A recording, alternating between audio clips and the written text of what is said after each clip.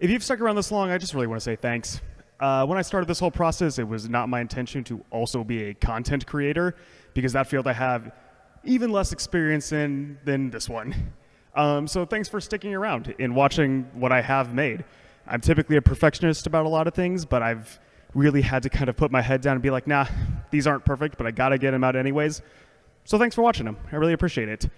The first weeks of videos were banked up in advance, so this is kind of my announcement to say that now that the first week is over, I'm probably going to be dropping down to more of a every 2 to 3 days schedule, something that's a bit more manageable and gives time for interesting things to happen before I do an update on them.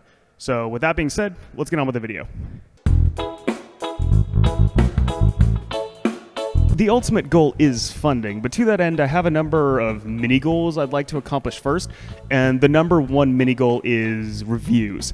If I can get reviews from big board card game review channels like Shut Up and Sit Down or Thinker Themer, then that would be fantastic. There are other big names in the industry like the Dice Tower, but these are the two that I've followed personally for years, so they're who I would like to contact first and see if they're interested in having a new game. The next goal is conventions.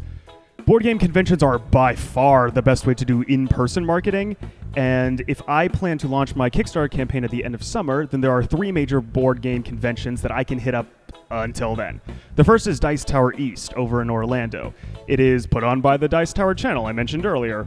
The second is Gen Con, by far the biggest board game convention in the entire world, up in Indianapolis. And then the third is right here near Grapevine, Texas. It is called Lone Star Game Expo. I plan to hit them all up and see if I can spread some word of mouth about my Kickstarter campaign.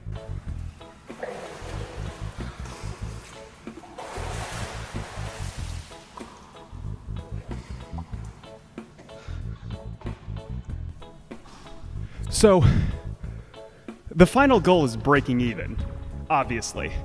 But it should be communicated right now that even under the best of circumstances, I am not going to be making any money off this project at all.